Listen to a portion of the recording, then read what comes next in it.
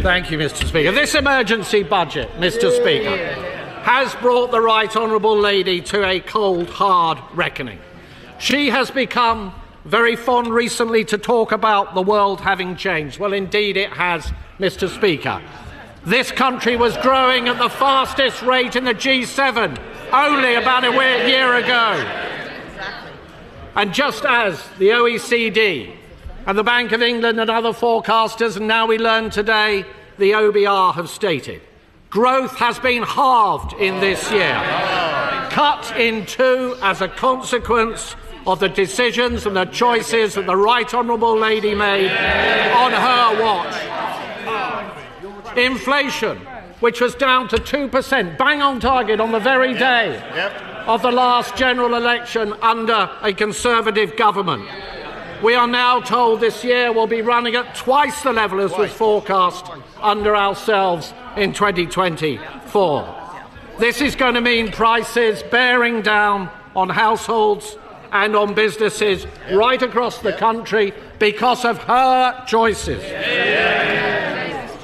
And the OBR also says, Mr. Speaker, that unemployment will be rising this year and next year and the year after. And in fact, across the forecast period, it will not decline at all. Many of you might already know that Keir Starmer and Rachel Reeves have faced intense criticism over their policies, impacting countless lives across the UK. In the midst of it all, a bold MP just left both of them completely stunned in Parliament. Before we dive in, make sure to hit the like button and subscribe to our channel. Let's watch the clip. She has, of course, told the OBR that these are the elements of spending restraint to which she will stick. But what do the markets think? And could I ask the Right Honourable Lady, given her track record, given the fact that she has failed to control spending and borrowing to date, what does she think the markets are going to make of her latest promises? But the Right Honourable Lady, Mr. Speaker, says, of course, that none of this is her fault. It is the war in Ukraine. It is President Trump. It is tariffs. It is President Putin. It is the Conservatives. It is her legacy. It is anybody but her. Well, what the British people know, Mr. Speaker, is that this is a consequence of her choices. She is the architect of her own misfortune. It was the Right Honourable Lady, Mr. Speaker, who talked down the economy,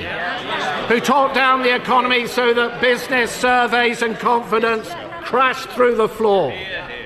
It was the Right Honourable Lady who confected the £22 billion black hole. A smokescreen that was only ever there in order to cover up for the fact that she and the Prime Minister reneged on their promises to the British people during the last general election. And a black hole that the OBR themselves, ironically at the government's behest, have said they will not legitimise. She chose to be reckless with a sliver of headroom against her fiddled targets. She borrowed and spent and taxed like it was the 1970s. Little wonder, Mr. Speaker, that the Chancellor has tanked the economy. Little wonder we have an emergency budget, all because of her choices. Even a basic economist, Mr. Speaker, knows that if you tax something, you get less of it. You don't need to have worked at the Bank of England for 10 years, Mr. Speaker, to know that. So what did the Chancellor tax? She taxed jobs and wealth creation.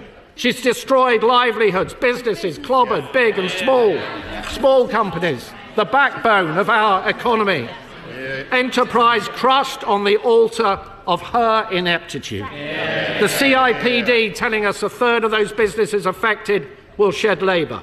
Morrison's losing 200 jobs, Tesco 400, Sainsbury's 3,000 jobs lost. No wonder the Federation of Small Business say that outside of the pandemic, business confidence has been left at its lowest level on record. But it's not just businesses, Mr. Speaker. It's charities, it's GPs, it's pharmacists, It's those who transport children who have special educational needs, and it is hospices caring for the sick and the dying. In this House, Mr. Speaker, the Labour Party had the opportunity yesterday and last week to stop that, but they voted our amendments down.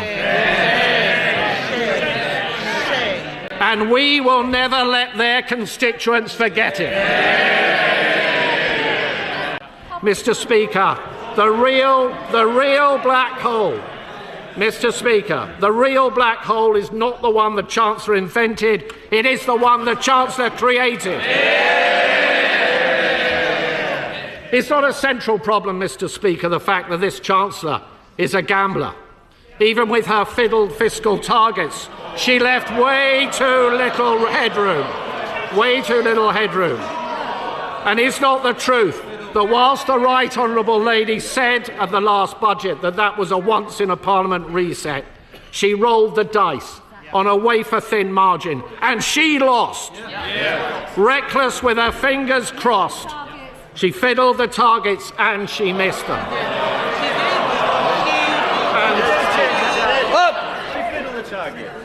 I'm not sure about the language we use.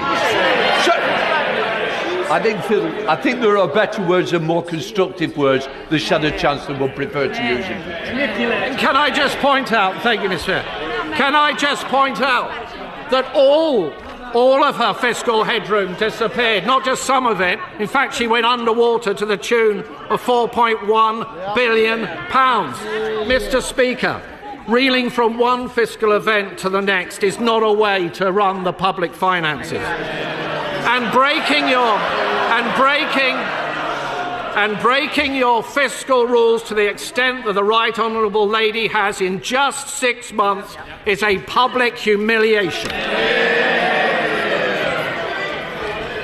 And could I ask her, would she scrap the absurd Chagos deal and put that money behind our armed forces? Mr. Speaker, the economy is in a perilous state, but there was a different way. There were different choices on taxing and spending and borrowing and on productivity and on welfare. And let me just say a few words on welfare. It was the privilege of my life, Mr. Speaker, to have served as the Secretary of State for Work and Pensions. And when it came to welfare reform, with that privilege came a deep responsibility. The responsibility for welfare reform to be properly thought through with a very clear plan. So I know they don't like it because it's an alien idea, Mr. Speaker, to the party opposite. So that we can be fair to the taxpayer but equally fair to the many people up and down our country, some of whom are highly vulnerable. This was an approach on our watch that led to £5 billion of savings across the forecast period and 450,000 fewer people going on to long-term sickness and disability benefits as a direct consequence. And we would have gone further, much further, and we set out a clear plan. We set out a clear plan in our manifesto to do exactly that. But the party opposite rushed their changes. They had no plan. There was not a single mention of PIP, personal independence payments, in the Labour Party manifesto. When they got into office, they pussyfooted around and dithered. Why? Because it's deeply divisive within their rank and file. And then suddenly, when... Before you go, don't forget to like and share this video to reach more people. Let us know your thoughts in the comments below.